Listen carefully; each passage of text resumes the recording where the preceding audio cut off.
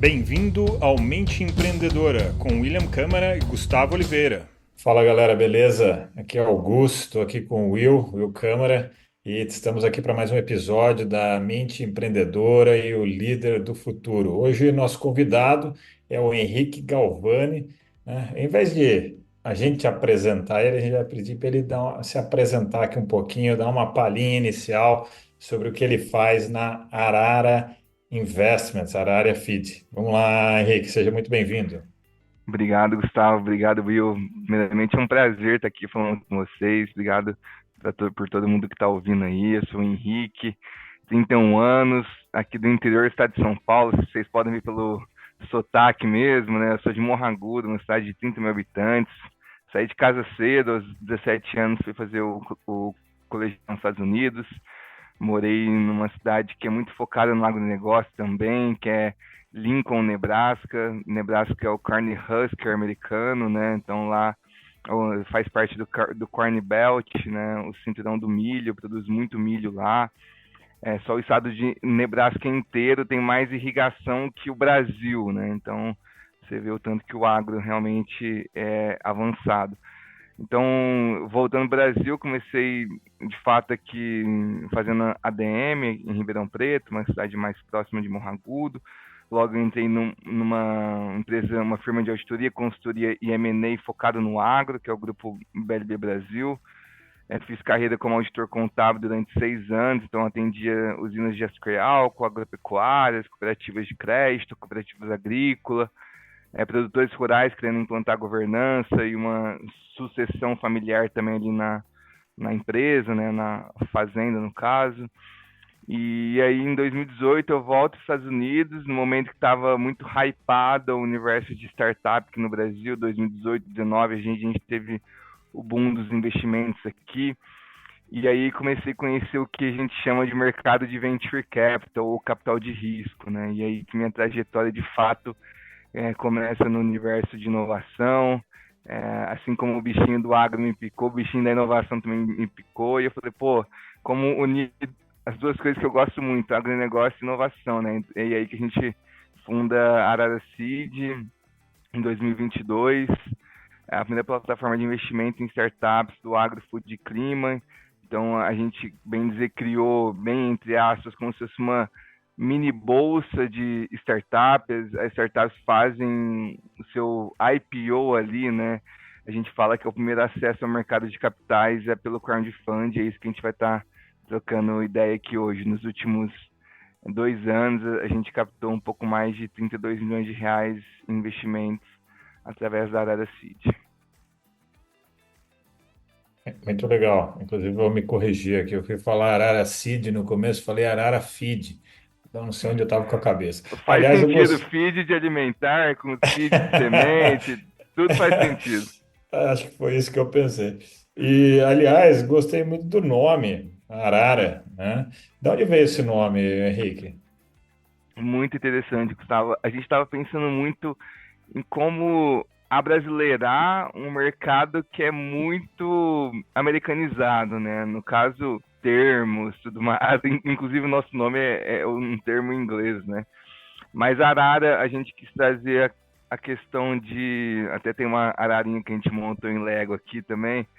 É, quis trazer uma questão de um animal brasileiro, azul.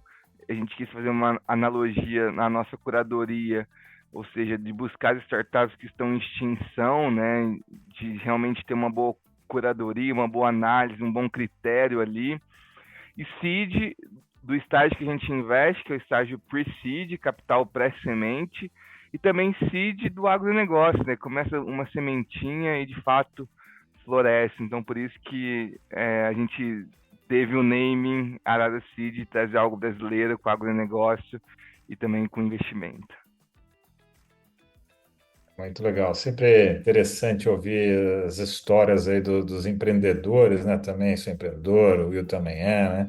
Eu estou desde 2000 empreendendo, já são 24 anos, já fiz aí um pouco de tudo, e nome é sempre um dilema, né? É um Sempre é dilema. uma reflexão grande, é interessante conhecer a simbologia por trás Nem sempre tem simbologia, né? Às vezes está com pressa lá, a pessoa põe qualquer nome. Mas, em geral, eu vejo que tem uma simbologia que tem a ver até com a própria missão, né, do negócio. E não sei, se quiser falar um pouco também aí sobre a missão, né, do seu negócio. Missão é sempre um negócio muito importante para um líder, né, que quer tocar um negócio adiante, quer tocar um grupo, quer criar uma coesão, quer criar um grupo de pessoas que acreditam, enfim, não quero me antecipar aqui, mas queriam ver um pouquinho aí de você, como que você imaginou essa missão Legal. e para onde vocês estão indo, né? A nossa missão, nosso propósito é o que nos move. Bom, a gente está falando do agronegócio, a gente está falando de um terço do PIB. A gente está falando de uma responsabilidade do Brasil que hoje já alimenta 1 bi de pessoas, né? E está aumentando. A gente está falando de 30 milhões de hectares em áreas degradadas que pode tornar áreas produtivas, né? A gente está falando de preservação de 50% da floresta nativa no Brasil, né? Então, quando eu olho para o propósito, é impossível desassociar que nosso propósito é apoiar empreendedores fora da curva que alimentarão o Brasil e o mundo. E quando a gente olha para a nossa visão, né, que faz conexão com o nosso propósito, com a nossa missão, até 2030 a gente pretende captar 200 milhões de reais para startups do agro, né? A gente acredita muito que, bom, o agro já é tecnológico, né, em termos de práticas que a gente adota lá no campo, né? Mas ainda falta muitas questões de gestão, falta muita questão no quesito crédito, tem muitas áreas como seguro, rastreabilidade, como até a polêmica do crédito de carbono que dá para a gente inovar, então a gente está buscando de fato conectar essas pontas para não falar sobre o agro tecnológico, mas sim o agro como uma coisa só, né? É isso que a gente está buscando aqui na Arara Seed. Eu achei interessante o negócio de vocês, né? O modelo de negócio, que eu acho que ele é bem inovador, acho que nas duas pontas, né? Tanto para o investidor quanto para quem precisa do investidor, né? Quem é o empreendedor ali que está precisando captar negócio. Conta um pouquinho para a gente como é que surgiu essa ideia do modelo de negócio, como é que ele funciona, qual que é a grande sacada aí que teve por trás desse modelo, né? Legal, Gustavo. Eu já estava trabalhando no Venture Capital desde 2019, a Arara Seed, ela surge em 2022, e nessa jornada de captar recursos para as startups, eu ouvia muito dos investidores, pô, eu quero começar a investir, mas não quero começar com 200 mil, com 100 mil reais, quero começar um pouco mais tímido, como todo início do investimento, né? Eu coloco um pezinho ali, de fato, para realmente ir aprendendo. E aí, olhando para o mercado de capitais do agro, né, a gente está falando de um PIB que representa quase 30% e ainda menos de 10% do mercado de capitais, né, o agronegócio. A gente falou assim, como que a gente linka o VC no mercado de capitais? E aí a gente começou a estudar a regulação da CVM 588, que agora virou a CVM 88, que permite plataformas como a gente fazer ofertas públicas para investidores investirem a partir de R$ 1.000. É uma democratização do investimento. Então, como é que funciona na prática, né? As startups não têm grana para ir num banco e pedir de fato, me dá um empréstimo, me dá um financiamento para eu crescer meu negócio aqui. Eu estou faturando 50 mil por mês e eu estou precisando de R$ 1 milhão para crescer um negócio rápido nos próximos 2 anos. Banco não dá esse tipo de recurso, né? Então, o que as startups têm que recorrer, né? O capital de risco que a gente fala, né? O Venture Capital. E aí é isso que a nossa plataforma faz, ela une a ponta de quem quer pegar um pedacinho daquela startup que ainda não vale muito, com um potencial de crescimento relevante e ganhar múltiplos. Aí a gente vê no mercado 4, 5, até 10 vezes o capital investido, né? E da outra ponta, o investidor tentando acessar, desculpa, o empreendedor tentando acessar investidores que querem investir em negócios exponenciais e organizado por meio de uma plataforma regulada junto à CVM, né? Então a gente é o elo entre empreendedor e investidor. Então o que nós construímos é a plataforma e nosso modelo de negócio é um FII entre a rodada de captação, que varia muito de business para business, tamanho de rodada para rodada, a modalidade, se é equity ou se é dívida, mas pode variar entre 4 a 10% sobre o montante da rodada de captação total. É um baita modelo de negócio legal. Você só tem agro, é isso, Henrique? Agro, food e clima, né? Tudo que envolve de fato a cadeia de valor do agronegócio, né? É impossível a gente falar de agro sem falar de clima, sem falar de alimentação, né? Então, agro, food e clima. Pode falar, Will, vai lá. Não, não. Quando você fala clima, você está falando, isso inclui geração de energia também ou não? Sim, Também, energia tá. renovável, Ok. mercado de carbono, práticas de detecção de incêndios, bem amplo mesmo.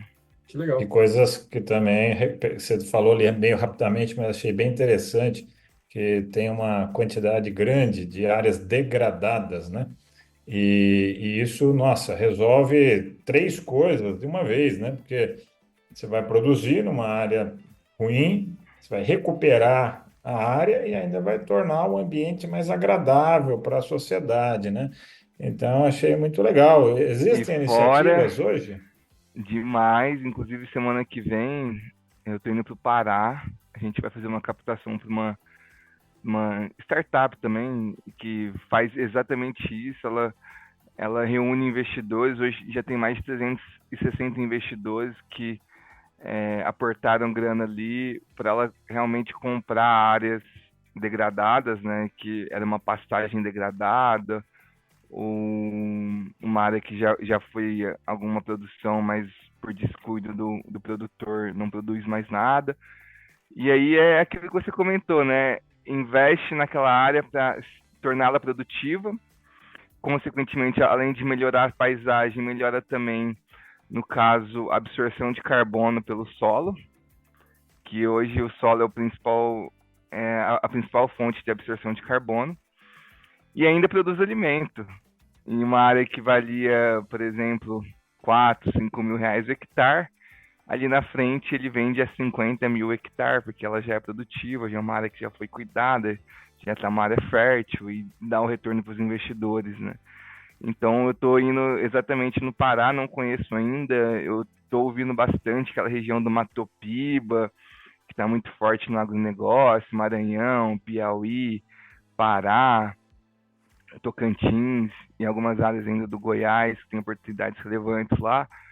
E aí a gente está olhando muito para essa questão, né? Hoje, muito mais focando no agro em geral, não só em startups. Claro, tem um olhar atento para startups, mas como eu disse, o agro ele é carente de crédito e ele é carente no mercado de capitais. Então, tudo que a gente, de fato, possa ter oportunidades no mercado de capitais e esteja se enquadrado na nossa regulação de captar até 15 milhões, a gente está indo atrás.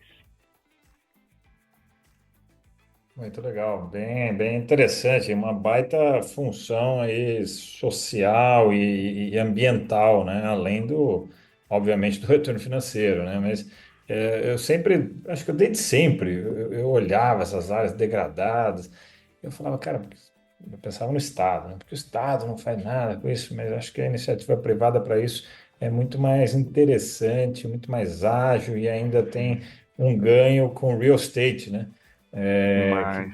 Que é um baita negócio. E aí, dando exemplos, né? Tem a Fazendas SA, que é essa empresa que a gente está indo lá, tem a Vox Capital, tem alguns fundos também que já estão olhando para isso, o próprio Rabobank que tem olhado para a compra de áreas degradadas. Então tem bastante movimento nesse sentido e eu vejo uma oportunidade gigantesca para o Brasil, né? Igual eu comentei no início da fala aqui, 30 milhões de hectares degradados, né? Imagina isso produzindo, quantos milhões de pessoas que a gente não pode alimentar, né? Realmente só uma convergência de pastagem em áreas produtivas, né? Então, algo que a gente realmente acredita muito aqui. Eu vi que um investidor pequeno, né, quer colocar ali R$ 1.000, ele consegue colocar, né? ou mais, não sei. Você pode até explicar um pouquinho mais para a gente sobre isso daí, que não precisa ser um grande investidor, um family office e tal. Não. E como é que funciona isso, né? E também como é que a pessoa entende o retorno dela, a parte financeira ali de retorno. Outra parte que a gente, né, já lidou muito em montar startups, sempre é um problema você criar o valuation, né? Quanto vale ou a dívida, ou equity. Então, como é que você resolveu essa equação? Legal, Gustavo. Uma baita pergunta, porque muitos investidores querem começar a investir em startup, mas não sabem por onde começar, né? E aí a ideia da Arara Seed é exatamente essa. Então, para você ter uma noção, nos últimos 24 meses, de outubro de 22, quando a gente fundou, até agora, já se passaram 422 startups pelo nosso pipe, para ter 5 investimentos. Então, quase 1% de aprovação. É esse que é o trabalho que a gente faz, né? Isso que realmente a gente acredita. É claro que nós vamos errar, e esse é o mercado de venture capital sabe disso, que nem todos os investimentos eu vou acertar, mas uma vez que eu diversificar, os investimentos que eu acertar vai compensar as minhas perdas, né? Então ele fala numa proporção até de 40% de acerto para 60% de erro. E os 40% de acerto vai compensar os 60% de erro, né? Então é isso que é o meu trabalho, né? Procurar bons negócios, realmente avaliar ali. A gente tem todo um processo muito rígido de avaliação. Tem um comitê de investimento que pessoas independentes, conselheiros independentes fazem parte da escolha dessa startup. Então é algo que é muito sério para nós isso, né? E aí a gente passando nesse comitê composto por 5 pessoas, tem que ter 75% de aprovação e daí sim a gente lança a oferta pública, né? Geralmente essa oferta pública tem sempre um líder da rodada, que pode ser a gente, ou um fundo de investimento, ou um grupo de anjos, diluindo ainda mais o risco para esse investidor, né? Pô, tem a plataforma avaliando e dando ok, tem um fundo de investimento, um grupo de anjos co-investindo com a plataforma, e eu vou co-investir com uma galera e vamos supor, tenho 20 mil reais para investir em startups no ano, não vou colocar numa só, vou colocar em 5 mil em quatro. Então, isso que a Arara Seed permite, né? Então, como todo investimento, o segredo é a diversificação, não colocar todos os ovos numa cesta só. E aqui a gente está democratizando o acesso a investimento em startups do agro, ou venture capital do agro. Eu já tinha visto essa plataforma de crowdfunding, onde você consegue juntar mais pessoas, né, nos Estados Unidos. Eu até investi numa empresa nos Estados Unidos usando essa plataforma. Não lembro como que era o sistema Sim, deles, mas era para empresa de tecnologia. Talvez fosse até alguma coisa própria ali. Não sei como é que funciona. sim. Mas é uma coisa que é pouco Deve usada no ser Brasil. Angel List, que é muito relevante lá fora. A gente vê rodadas lá fora, por exemplo, cara, 25 milhões de dólares captando pelo crowdfunding, com um monte de pessoas físicas, milhares de pessoas físicas investindo. Aqui ainda no Brasil, até estava um pouco antes do nosso papo aqui, na Semana do Mercado Financeiro da Harvard, uma escola, uma universidade do agro, focada em cursos que tenham uma extensão do agronegócio, e ele estava comentando exatamente isso, né? O Brasil ela não tem a cultura de investir. A gente tem uma educação financeira muito básica, né? No último levantamento que eu vi, era algo próximo de 8 milhões de pessoas na Bolsa. A gente é um país de 240 milhões de pessoas, né? Então, proporcionalmente falando, é muito baixa a proporção de pessoas que investem na Bolsa. Quando a gente fala em investir em startup, a realidade é outra ainda, né? E nos Estados Unidos é mais alavancado isso, porque a taxa de juros lá sempre foi bem mais baixa que o Brasil e lá eles procuram fontes para realmente ganhar mais dinheiro. E o Venture Capital é uma delas, né? De diversificação. Agora aqui, a gente está falando em taxas de juros garantida 13% ao ano. O que motiva realmente o investidor a correr um risco para, no caso, a gente objetiva aqui 40, 35, 40% de TIR ao ano, né? Que é taxa interna de retorno. O que que realmente ele vai trocar os 13 garantidos, 15 garantidos, por arriscar 35, 40%, né? Então, essa muito é a indignação que a gente tem quando o governo, né, e aqui não é falando mal ou bem, né, mas praticam taxa de juros realmente que não fomenta o empreendedorismo, né? E aí não é só startups que realmente acaba se esbarrando nisso, mas todo o mercado, né? E isso é histórico, né? Isso é desde que eu me lembro por gente que já é assim, né? E é uma coisa que parece que não é um ciclo vicioso ali que difícil de quebrar, né? Difícil de quebrar, porque envolve muita coisa, né, para quebrar, mas precisa ser quebrado, né? Sim, É uma coisa que espero que um dia a gente veja acontecer ainda em vida, né? Parece que estamos, E parece que é uma maldição, né? Estamos condicionados a isso e ninguém tira esse fluxo, né? Quase uma especulação, né? Não vou dizer especulação para não ofender ninguém, né? é uma discussão longa, né? Tem muitas alas de é, economistas que defendem uma visão, outros defendem outra, mas enfim. O custo do Brasil e o problema fiscal atrapalham muito essa questão, dentre outros aspectos, né? Mas também aqui não é assunto de política, senão a gente vai começar a entrar em política aqui, e aí vira Fla-Flu, Corinthians, Palmeiras, e aí dá confusão. Mas muito legal, viu? Sua iniciativa, Henrique, muito interessante, né? E como você vê isso, né? Essa taxa de adoção, né? E de interesse e de querer investir ali, o cidadão comum, né? Investindo nesse tipo de negócio, né? Você tem visto isso aumentar? Como é que está a perspectiva sua em relação a isso? tem visto isso aumentar, tem visto isso aumentar principalmente no agronegócio, inclusive saiu uma reportagem recente sobre o quanto os investidores estão procurando startups do agro em plataformas de crowdfunding. Nós fizemos um levantamento e no ano passado tiveram mais de 2.500 investidores, pessoas físicas, que investiram em startups do agro. E aí, junto com a gente, teve Araseed, CapTable, SMU, Equiseed, as principais plataformas de crowdfunding fazendo esse levantamento. Inclusive, foi reportagem do Globo Rural, isso. Foi muito legal. Do lado da Arara, hoje nós temos 3.500 contas abertas, então a gente vê um movimento de pessoas interessadas. Não necessariamente quem abriu uma conta com a gente já investiu, né? Então, dessas 3.500, 500 investiram pelo menos uma vez nos últimos 24 meses, né? Então, a gente está realmente enxergando uma oportunidade relevante para o mercado.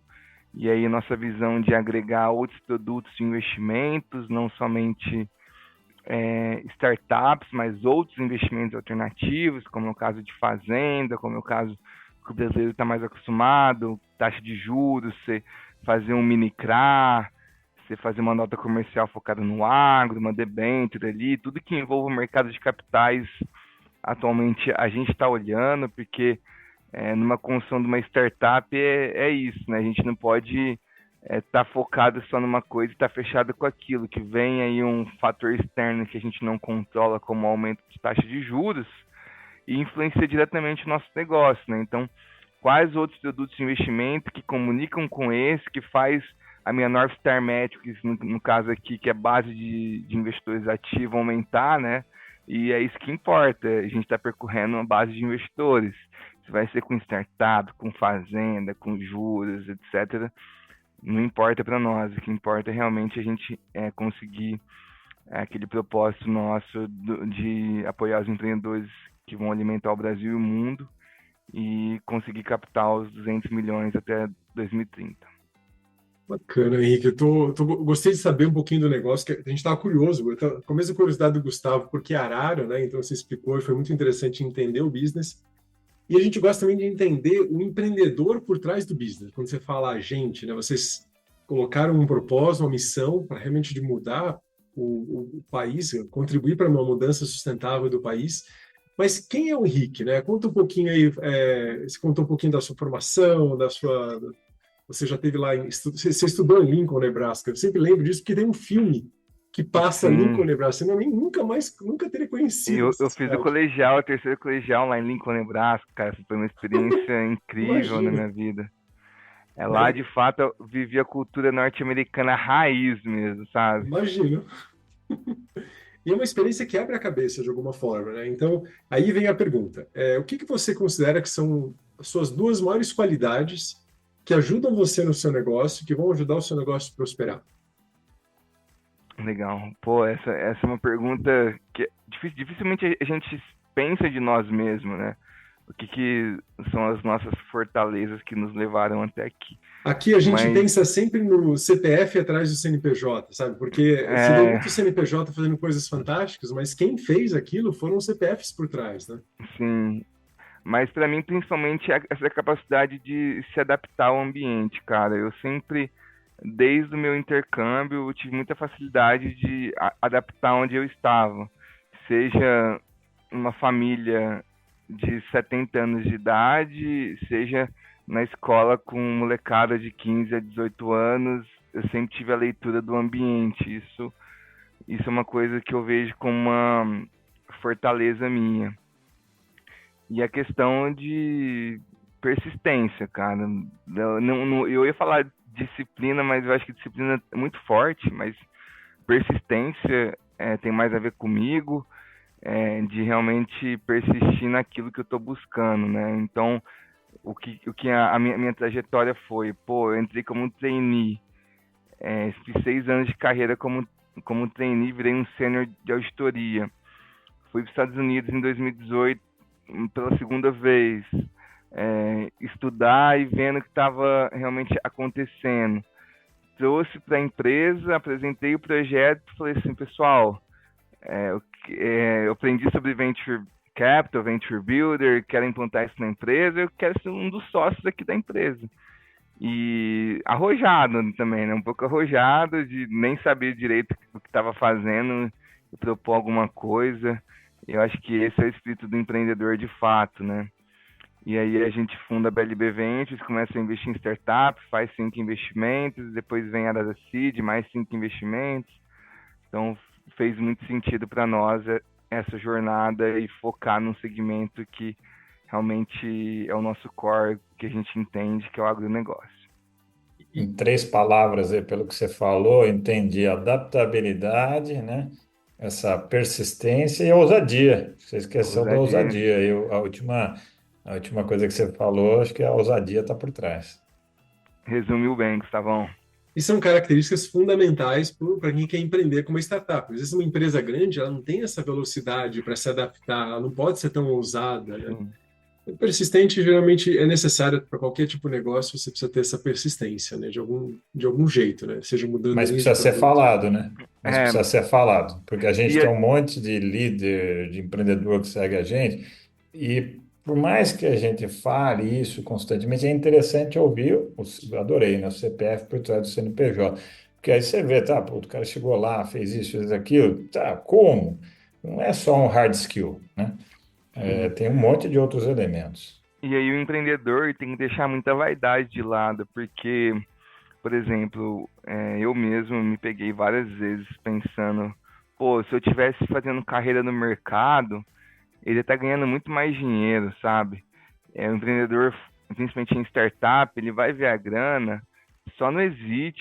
Por enquanto ele não tem um prolabore de mercado, ele não ganha salários exorbitantes, ele vai ter que abrir mão de muita coisa no mínimo ali por 10 anos, no mínimo por 10 anos, para depois ele colher na frente. Se ele não tiver convicto disso, não tiver vaidade, e principalmente humildade de reconhecer que ele está apostando no longo prazo e não no curto. Aí eu vi amigos meus ganhando seus salários exorbitantes ali, né? Perdendo funcionário para entrar em trainee, ganhando mais do que eu. E aí realmente o empreendedor tem que ser muito humilde, ele não se apegar nessas coisas, porque ele acaba se perdendo se apegar. Você falou um negócio que eu me identifiquei, cara. Eu participei primeiro no ano 2000 como empreendedor minoritário, então aí acho que nem não conto essa experiência, mas em 2002 montei uma empresa, né, de tecnologia. E nos 2 primeiros anos eu ganhava por mês quanto? Menos tanto. Só o dinheiro sumindo da conta bancária, que já não era muito, né, começo de carreira. E eu vi os amigos meus que estudaram comigo na faculdade ganhando um monte de dinheiro. E eu falava, meu, ou estou muito certo ou estou muito errado, né? E nesses 2 anos eu tinha vontade de desistir todo santo dia, né? Porque eu falava, cara, mas será? Só eu estou certo e o mundo está errado, né? Mas não foram também só esses 2 anos. Depois comecei a ganhar muito pouquinho, né? E só dava para pagar o custo fixo mínimo ali para sobreviver. E foi, como você falou, 10, 12 anos para ir começar a ganhar um dinheiro um pouquinho mais interessante, né? Mas e É, aí, para ganhar para valer mesmo, você tem que começar a chegar ali nos seus 15 anos. Aí você fala, ufa, valeu a pena, ainda bem que eu não desisti. Mas e até chegar exato. lá, né? Exato. E aí eu até tava falando com o pessoal mais jovem, né? Ainda mais essa nova geração, né? Um pouco mais ansiosa. Eu até não sou tão velho assim, nem tão novo, tô com 31 anos. E aí eu falei, galera, essa é a jornada. Se vocês não estiverem dispostos a realmente enfrentar a jornada, se vocês quiserem empreender, a engolir sapo, a ter bastante humildade, aí vai trabalhar no mercado financeiro, vai ser um trainee de uma grande corporação, não que você não vai ter grandes responsabilidades, mas empreender eu acho que é um ponto bem fora da curva, principalmente empreender no Brasil, né? Eu acho que são características. Se você tem essa qualidade, você gosta de ser arrojado, né, ousado, você tem uma boa adaptabilidade, então acho que você tem características que te permitem empreender. Uma outra pessoa que não tem isso, ela precisa trabalhar para alguém, mesmo até para ganhar mais e construir a sua fortuna daquele jeito, porque é a única forma que ela tem. Eu acho que nós, empreendedores, a gente tem uma habilidade, vou dizer, extra para empreender por si e conseguir dar os próprios caminhos, né? Não é não responder para ninguém, né? Mas é conseguir ter um pouco mais de liberdade. Isso, para quem valoriza a liberdade, é importante, né? E o empreendedor que acha que não vai responder, espera ele ter um investidor então na mesa. Aí não tem como. E tem duas pessoas que é muito importante que o empreendedor sempre vai responder, que é o investidor e os clientes.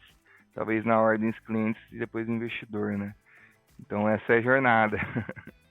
E isso pode se intensificar quando você faz o seu exit, né, a sua saída, mas você ainda tem ali um pedaço que fica ali na empresa como sócio, ou tem um Sim, earnout, né, uma saída mais para frente, aí você responde mais ainda. sim, exatamente. Isso não é ruim, E né? é bom, tudo tem as suas fases, né? A gente precisa só entender e a palavra-chave acho que é adaptação, né? A cada momento, a cada fase, né? Da vida, do ciclo de vida do empreendedorismo. E como vocês fazem, né? Ou não fazem a parte desse apoio ao empreendedor ali, sob o ponto de vista mais de liderança, mais resiliência emocional, mais o preparo mental, né, da atitude mental para enfrentar tudo que ele vai enfrentar. Ou é mais uma avaliação ali nas conversas que você sente ali se o cara tem esse preparo ou não, né, se a pessoa tem ou não. É claro que tem muito empreendedor preparado para as respostas, né? Então, não dá muito. Claro, tem muitas conversas ali. A gente gosta de conhecer todo o time de fundadores, ver a complementariedade, entender os respeitos entre eles numa reunião, um respeitando a fala do outro. Mas é muito difícil ter uma avaliação em um curto espaço de tempo, né? Nosso processo de o lead time nosso, desde o momento do contato inicial até o investimento, é 6 meses. Você realmente se cercar e certificar que não vai acontecer nada ali com o time de empreendedores, né? Mas existem alguns fatores que a gente avalia, mas de uma forma mais conjunta, que a gente gosta muito de um time complementar, Isso, a gente não gosta muito de solo founder, apesar de eu ser um solo founder, atuando na operação hoje.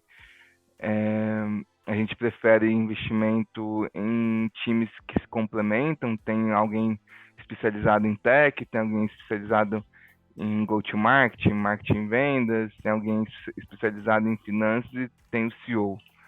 Então, a gente prefere essa complementariedade do time. Aí, falando agora como empreendedor, como é que a gente tem que se, vamos dizer assim, blindar, né? Hoje, CNPJ e CPF é uma coisa só, né? Não tem jeito. Igual a gente comentou aqui, acho que foi o Will comentou. O que eu procuro fazer para me blindar, né? Esporte. Eu acho que essa é uma maneira que eu intensifiquei quando comecei a empreender. Eu vi a importância de você ter uma disciplina do esporte. Isso é drasticamente refletido na sua rotina empreendedora, na sua performance. Intensificar os hobbies também, não dá para abrir mão de tudo. Então, ter um momento também, no caso, o meu hobby é ter uma banda. Eu tenho uma banda há 7 anos e a gente não é nada profissional, não tem nada, uma consistência em ensaio, mas estamos fazendo uns 3, 4 showzinhos por mês ali. Então, é uma forma, ninguém vive daquilo, é uma forma de descontrair e de realmente buscar energias em locais fora do trabalho.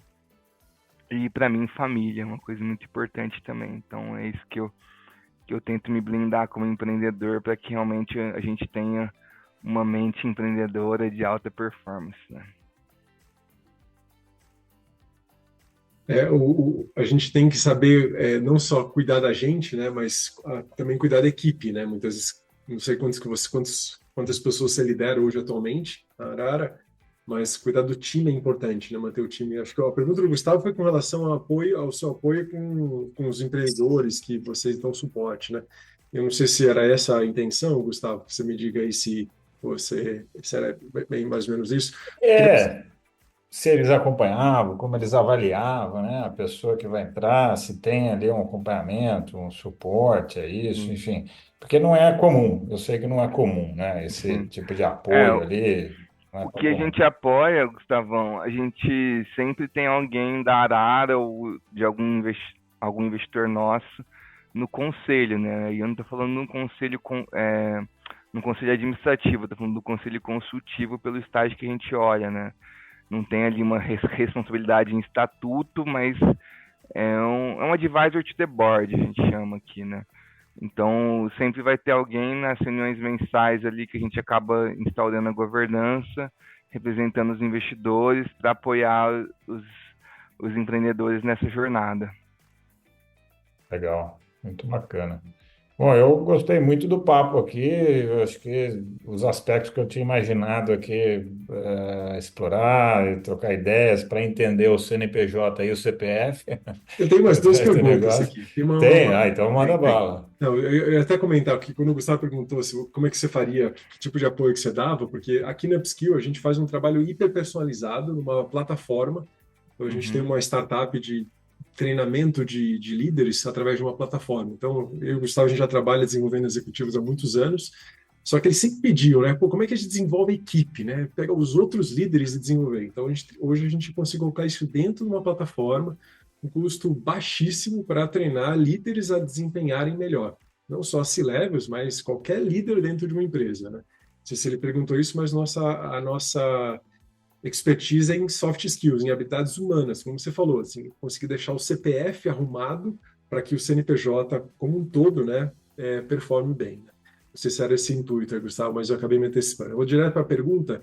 A gente falou bastante de coisas boas, queria saber agora de você, qual foi o seu maior erro como empreendedor nesses últimos anos empreendendo, porque isso mostra que o empreendedor ele não é um super-homem, né? E quem usou... Empreendedor não erra, Will. Pô. Ah, é verdade, esqueci, cara. Para mim, assim, ceder muita participação barato para os investidores ingressarem no cap table, mas é uma questão de aprendizado, né? Não sabia fazer rodada de captação, estava iniciando ali e para mim não ter um valuation adequado no momento ali influenciou demais assim, no meu negócio. Pouca gente fala isso, viu? Porque É às vezes verdade. no quente, no calor da emoção, né, a gente acaba fazendo aquilo que acha que funciona, mas não é bem assim, né? Tem todo É, um cálculo por trás. Eu, Gustavo, a gente gasta o fosfato ali para fazer esse cálculo, né? Sim, sim. é, muito Bacana. bacana. Ô, Henrique, agora para a gente finalizar, deixa um conselho aí para quem está começando a empreender, para quem quer fazer alguma coisa, seja na área do agro, seja na área de uma startup, ou para quem está empreendendo e precisa de um boost, né? Quem nos ouve são líderes, são empreendedores, são pessoas que estão construindo, né, as próximas empresas centenárias do Brasil. Então, deixa aí um conselho daquilo que você já aprendeu aí.